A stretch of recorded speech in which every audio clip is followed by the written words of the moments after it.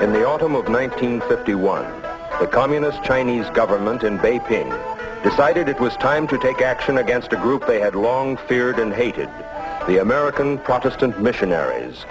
As one of their first targets, they chose the Reverend John Hayes, professor of English at the Chinese National Teachers College of Guian and dean of all American pedagogues in the country.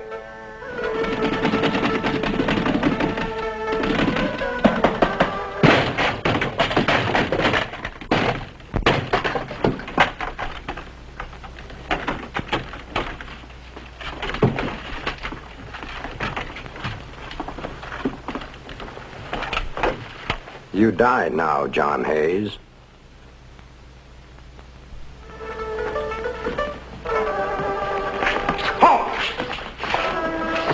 Why are you silent, man? Why do you lower your eyes at the sight of an enemy of the people, being taken to pay for his crimes? Look at him! The criminal John Hayes! The imperialist spy! Look at his bound hands! At his nakedness! See how he has lost face? Dogs!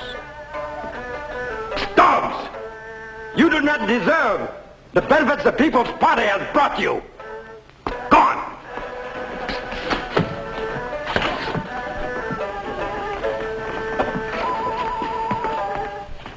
He has their sympathy. But he won't have their sympathy when they hear the confession of his crimes from his own lips. But Hayes is not an ordinary man. He will be difficult. Why do you think I came from Beijing? I enjoy dealing with difficult men. Especially Americans. However, I'll permit you to conduct the preliminary investigations. Thank you. Thank you, Comrade Chernik. For 3 months following Hayes' arrest, he was confined to a tiny cell designed to be a torture in itself. Time came to have no shape nor form for Hayes. He was not permitted to know the definition between day and night. He was left completely alone, except for the eyes which studied his every movement. He was not permitted to sleep, and he was fed the minimum necessary to sustain life. This was to break down his physical resistance. There is no mystery about the process that has come to be termed brainwashing. It is based on simple fundamentals known for 1,000 years. Once the physical will to resist has been reduced to the lowest ebb, the mind is subjected to the same relentless erosion until the subject is reduced to such mental confusion that he cannot differentiate between the conscious and the subconscious, between fantasy and reality. You are an imperialistic spy. No. Admit you wrote letters to America telling about our country. China's been my home all my life. If I wrote letters to the United States, I did nothing but to explain the position of the Chinese people. But you admit writing the letters. Yes. Now admit you knew it was against the law to write to the United States. Is it against the law to write letters to Russia? Repeat after me. I wrote letters to the United States. Naturally, I will admit that. I wrote letters to the United States, but not to... Repeat it again. I wrote letters to the United States. I wrote letters to the United States. Once more, I wrote letters to the United States. Admit it. Repeat after me. I wrote letters to the United States. I wrote letters to the United States. I wrote letters to the United States.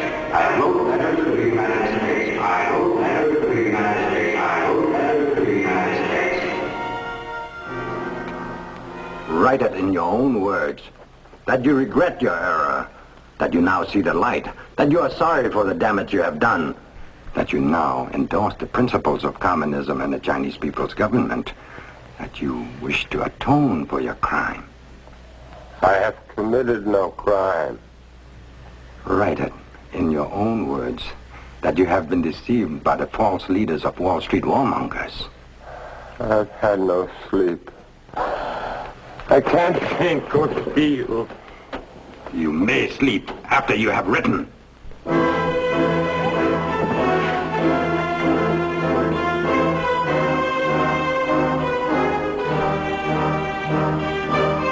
Write. I wish to atone for my crimes against the Chinese people.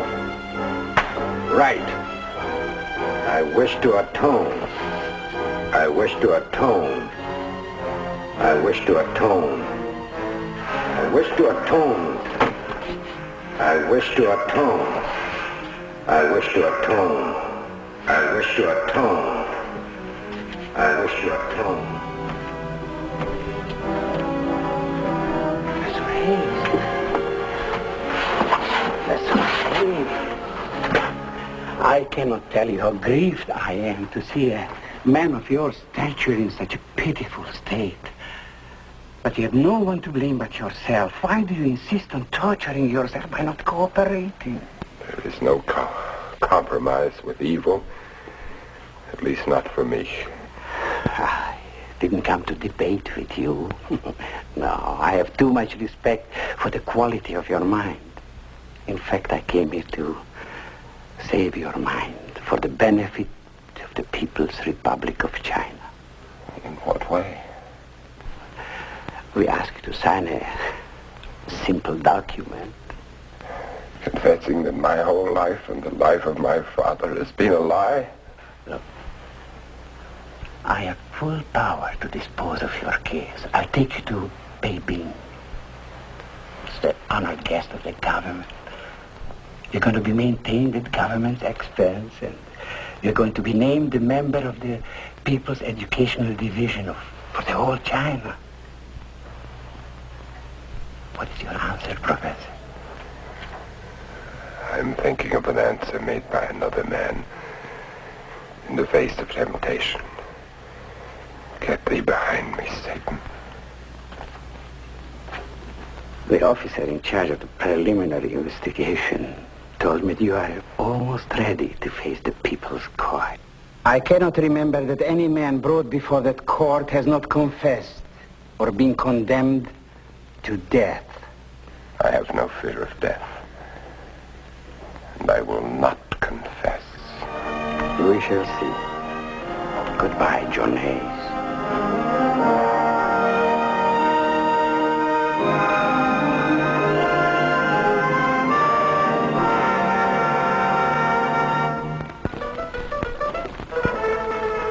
After months of confinement, the Chinese interrogators of John Hayes considered that he was properly conditioned to be put on trial.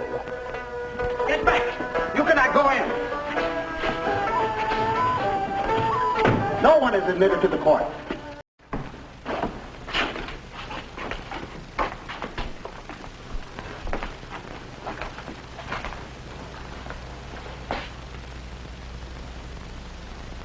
Get up! Who told you to sit down? Get up! You dare sit without the permission of the court? Stand up, Vincent, Yankee!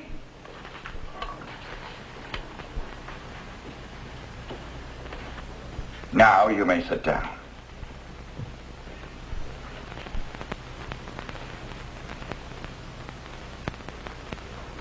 You are smiling, prisoner. Do you find your position amusing? Forgive me, Wang Tzu. Do not foul my name by daring to speak it. Address me as the President of the People's Court. Forgive me, Mr. President of the People's Court. But I am remembering a thought which came to me last night. What thoughts could you have that we do not already know? It was at a moment when I almost doubted I would have the strength to face this court today. When I prayed for guidance and courage. Suddenly it was revealed to me that I am the prisoner of small boys, the kind of boys that I have taught over the years. You dare to call the judges of the People's Court boys? Bigger and stronger, perhaps, and certainly more dangerous, but boys for all that. And I gave thanks, because I knew then that I could face this court, just as I have faced countless boys in countless classrooms as a teacher. You are aware of the nature of the charges against you. I am at a complete loss. You have put traitorous thoughts in the minds of your pupils. Never.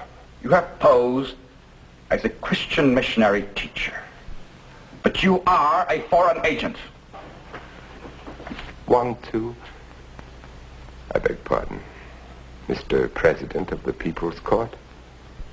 You have known me personally for 20 years. You have been a guest in my home. On your honor, do you accuse me of being an enemy of China? I am not here to answer your questions. You are a member of the American Presbyterian Board of Foreign Missions. Are you not? Yes. Your J. Edgar Hoover is a trustee of the same Presbyterian Board of Foreign Missions. Is he not?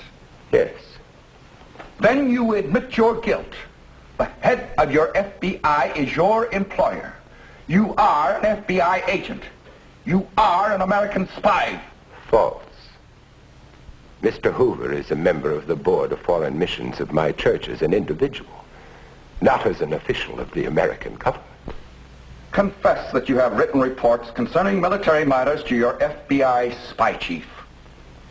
You know that I am not a spy? I know that you are an imperialist spy. Who strides across China today as her lord and master? Who has already torn away from China the provinces of Manchuria and Outer Mongolia? Who has conquered and occupied Tibet and overthrown the Dalai Lama? Who dominates China today as she has never been dominated before, even during the Manchu conquest? And whose picture is that? In the place of honor, over the bench of the Chinese People's Court, it is a picture of Stalin.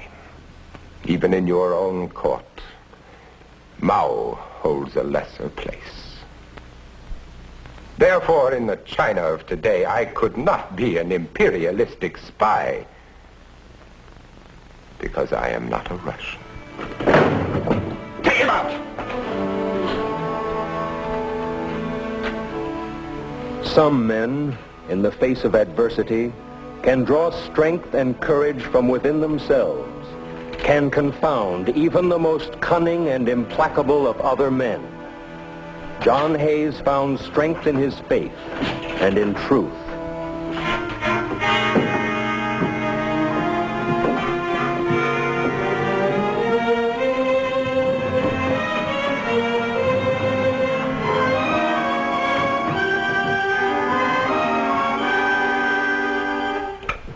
You support the Nationalist Party of the renegade Chiang Kai-shek, who has the support of the warmongering American government.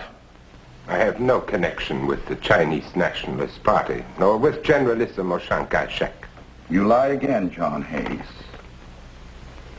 You publicly read the funeral services over the body of a man who was head of the Nationalist Party at Quyang, after this court had condemned him as a traitor and ordered him to death. Yes. Yes, I did that. He was a member of my church, and I am an ordained minister. And by officiating at his funeral service, you gave aid and sympathy to the nationalist conspirators. I should like to repeat the prayer spoken over the grave by the young daughter of the man condemned to death by this court. Heavenly Father, forgive the judges of the People's Court. Give those judges, I pray, a real understanding of justice, true love for the Chinese people, so that true peace may come to this poor land. That man was your friend, just as I was your friend.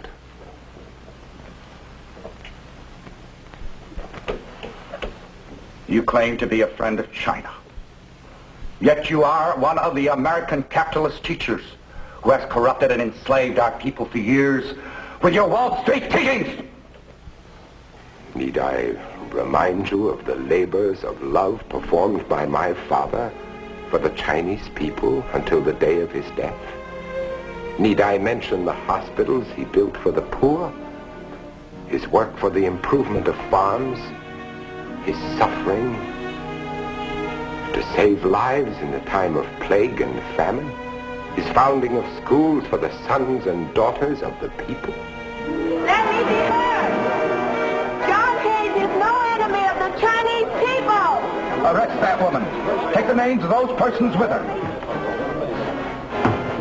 Are you afraid to hear me?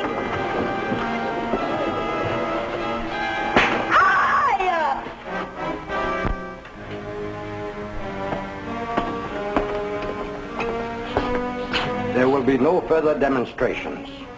Such a situation must be handled by force.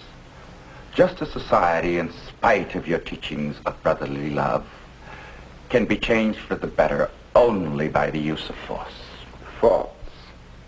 Just as no man can hope to win friends, sympathy, or respect by causing the hatred of his fellow men, just as surely no nation can hope to win friends, aid, and understanding by incurring the hatred and contempt of her sister nations. Yes, teacher. Then what would you have us do? Give up the friendship of Russia and bow to the United States? Since you ask me the question, I will answer it. I would have China civilize Russia, and then have China become the bridge between the Eastern and Western worlds. China has the power and intelligence to do that. If only China will maintain her independence to do that. But China, at the moment, has abandoned her age-old concept of decency, morality, and good to follow after the false prophets who are using China as a cat's paw for their own sordid ends. Take him out! Silence him! It is possible to silence me, but not the truth of what I have said.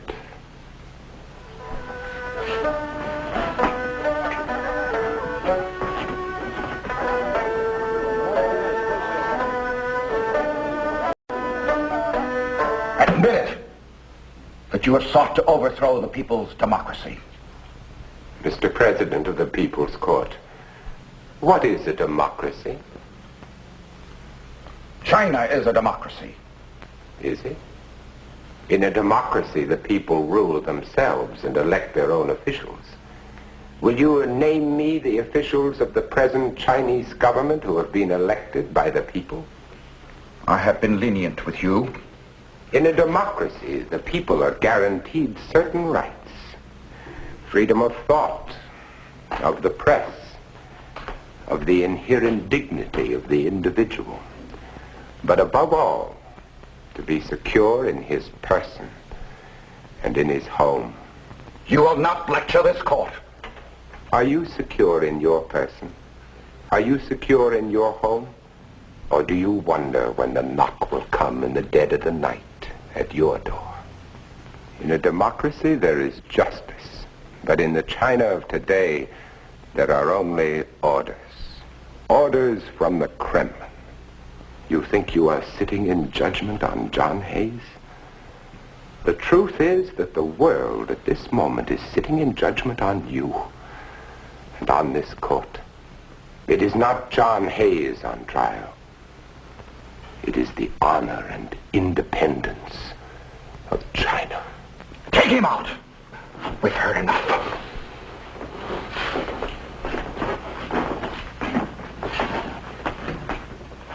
Such a man is dangerous. He must be disposed of at once.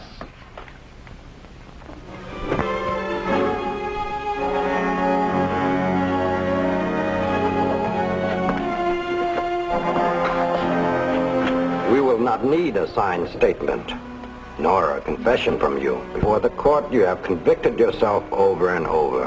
I spoke the truth, as it has been given me to know the truth.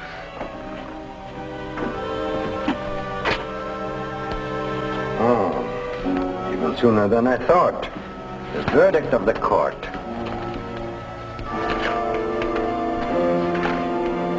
You are ordered to be expelled from China immediately.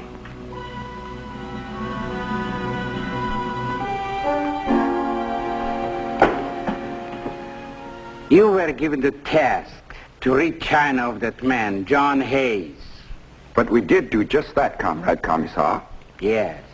You sent him on his way to Hong Kong as a conquering hero, not before a firing squad as a convicted criminal. But we considered the international aspects of his case. The fact that he had the sympathy and the friendship of the people. Your duty was to convict, to consider only that. If we had condemned him to death, we would have made him a martyr. Is such stupidity possible even to you? You still do not realize what has taken place in your court? You and the agents of the People's Court were entrusted with the important assignment of the brainwashing of John Hayes. I read the transcript of his trial. He used your court as a sounding board to echo the things in which he believes. He, John Hayes, brainwashed you, all of you. Comrade Commissar. Now you understand, there's no place in the people's government for stupid, bungling officials. Captain.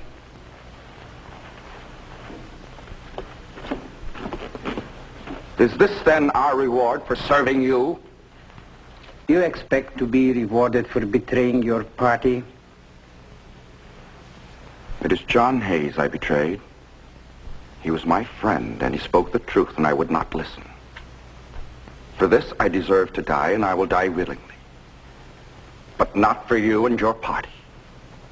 You have betrayed our country.